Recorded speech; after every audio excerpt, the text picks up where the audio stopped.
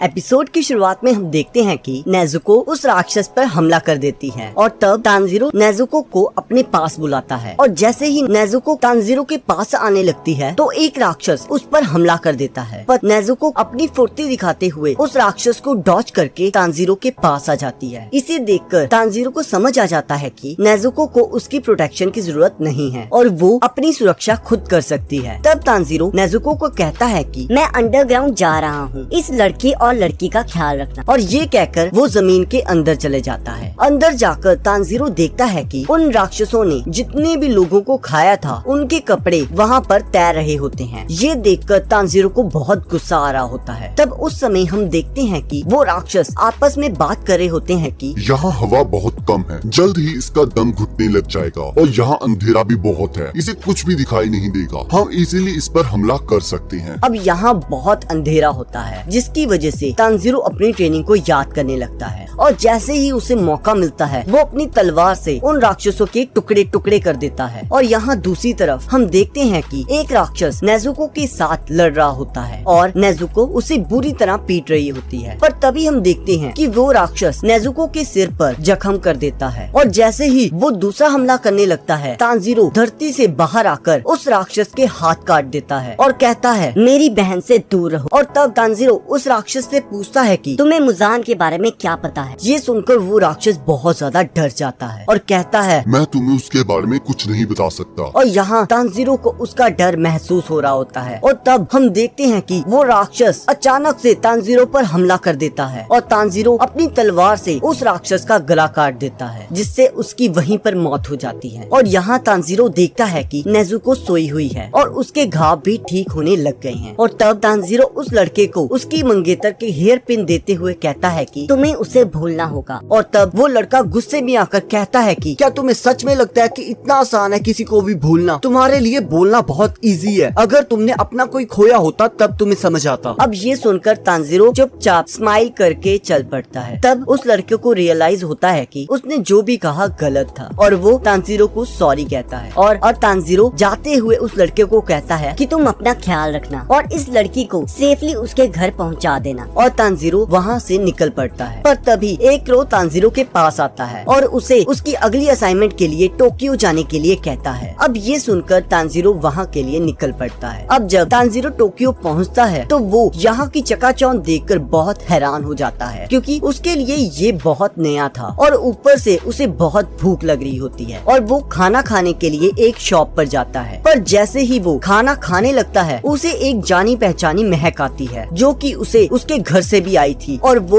उसका पीछा करने लगता है। और यहाँ हमें पता लगता है कि वो महक और किसी की नहीं मुजान की होती है। अब जैसे ही तानजीरो उसके पास पहुँचता है तो वो देखता है कि मुजान के हाथ में एक बच्ची होती है और ऊपर से वो उसको डैडी कह रही होती है और उसके साथ उस बच्चे की माँ भी होती है। ये देखकर तानजीरो बहुत शॉक हो जाता है और वो सोचने लगता है कि एक राक्षस के साथ ये इंसान क्या कर रहे हैं। तब हम देखते हैं कि मुजान अपने नाखूनों से एक इंसान के गले पर जख्म कर देता है जिससे वो इंसान उसी समय राक्षस बन जाता है और अपनी वाइफ को काट लेता है। और गाइस इसी के साथ एपिसोड खत्म हो जाता है। अब अगले एपिसोड का लिंक आपकी स्क्रीन पर आ रहा होगा, आप उस पर क्लिक करके अगले एपिसोड को देख सकते हो।